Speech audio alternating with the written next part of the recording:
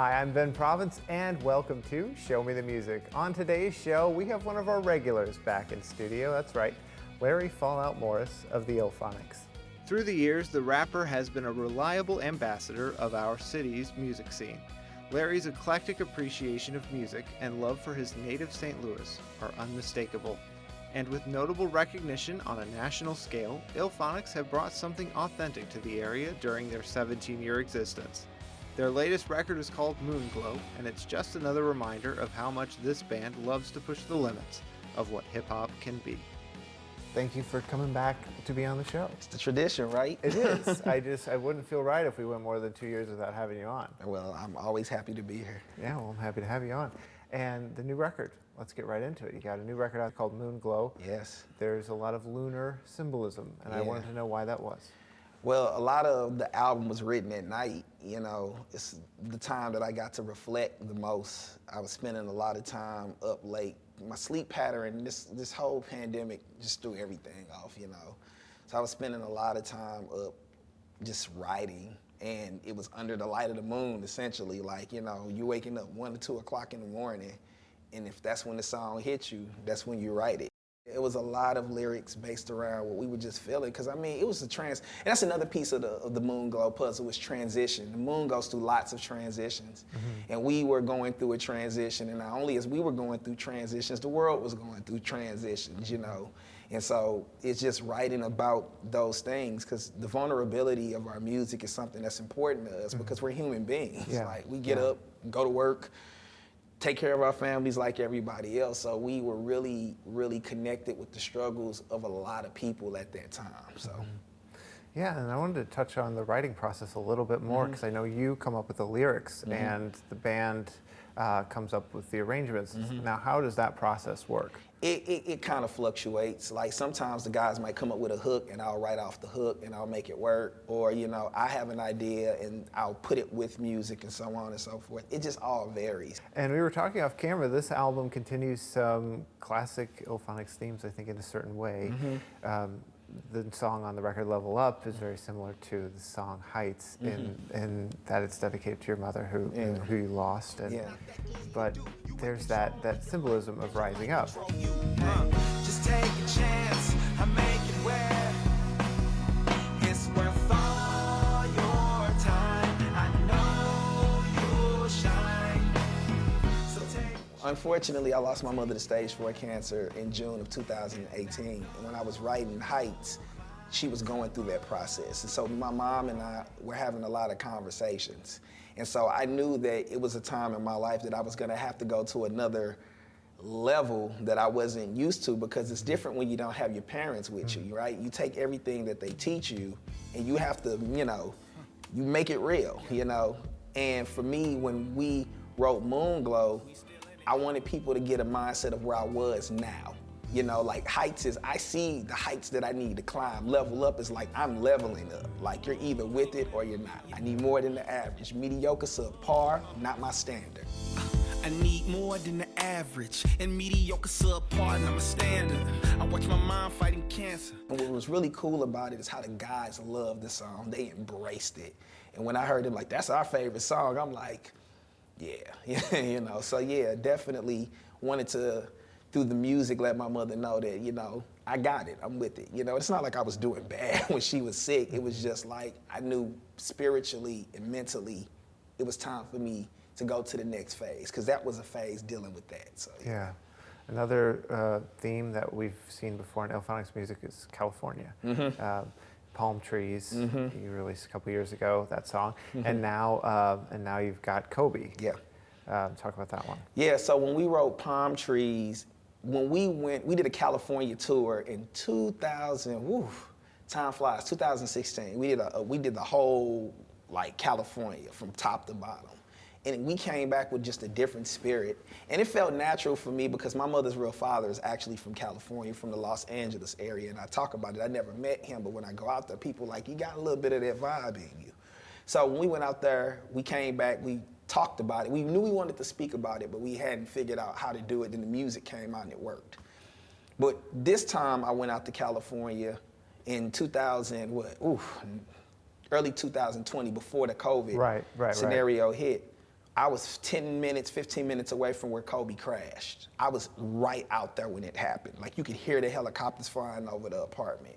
And I was already writing to the song, but then when that happened, I felt compelled to just talk about what Kobe meant to me. And when I brought it back, the drummer, who's now our keyboard, this is our second keyboardist, he was like, man, we gotta call this Kobe. Yeah, Kobe. You gotta get up, get off, we're gonna go get it, get it. You gotta take your shot, ain't nobody gonna give it, give it. One thing I love to talk to you about is what you do is you push the musicality of what hip hop can be with the different influences. You know, My Wave could just as well be a funk rock song if it wasn't for your rapped verses on it. You know what I mean? Right. And then there's a violin solo on the title track, and Moonglow, and there's a piano solo on Voorhees, right? Yep. What I love about what you guys do is you understand the history surrounding the music. Right. And you're able to see how the relationship between rock and hip hop and jazz and soul all goes together. Yeah, we grew up in U-City, man. U-City is a rich musical background. Like, I can't explain it to people. Like, when we were growing up, our sports teams might have lost to everybody, but your band was not beating us. Our jazz program was deep. We had Sunrise Conservatory. We were getting up at 5 in the morning, going to school, learning instruments. I graduated from U-City right when country grammar dropped. To be an MC in U-City, you had to be the best. Like, you had to be really good. We study music. It's not even just hip hop. It's a sauce to what we do, And it's not like we're hiding it from anybody, but we've really keyed in to what makes good music, and how to put it together in a way that it's accessible from people that may not necessarily like hip hop. Like you said, My Wave is we were more influenced by that 90s grudge sound. I'm making my way. Got one foot in the grave. Right. No, I'm lost out in space. At the end of the day, I'm gonna do it my way. I know we touched on California a little bit, but as you mentioned, you were born right here in the area, in the St. Louis area. And that's reflected in a lot of your music. Sweet Missouri, maybe most famously. We made a decision as a group that we wanted to base ourselves in St. Louis, and I love my city. If you come in my living room, I got pictures and everything. I buy these things of my city, but sometimes we stand in our own way, and just being in the middle of the country, we're flyover country to a lot of people, We go to the coast and we play, and folks like, y'all really play like that there? I'm like, yeah, we can get with y'all. Don't get it twisted. We've played in New Orleans, and they're like, okay, these guys are legit. But it's difficult at times because you're in the middle of it, and the major folks weren't necessarily here. And then there's a mindset of people like, I have to be first out of St. Louis. That's really prevalent at times. I gotta be the guy that blows up. I gotta be the next Nelly or whatever. And it's like, for us, it's not about that. It's about just making good music and representing our city, because we want the world to know that St. Louis is a launch pad for a lot of people. So yeah, it's difficult, but I chose to stay here because I want to help other people, and I want to one day look around and see people flock to St. Louis to start their music careers. I know it's a weird way to think, but I think it's possible. The pain is pleasure literally. The end of the middle is killing me. But I think it's battle willingly. Forever living this misery. I have a lot of friends in the industry. I just got to see my friend Zach Steele. He's a top engineer in the industry. Like, he was just working with the Baby not too long ago. A lot of them have to leave to start their careers, and a lot of them quietly say to me, we admire that you stay and you hold it down, and we admire the people who do that, because I don't think I could have did that the same way. So I'm always thinking of them when I'm doing the things I do in St. Louis, because the next person is out there. Who it is, I don't know, but if I can create a path for them in St. Louis, why not?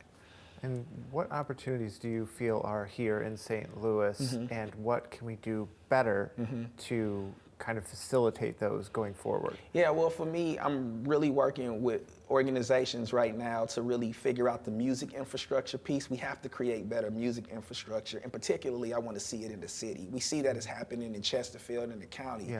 But as a city, we love to talk about our music legacy, but we don't invest in it.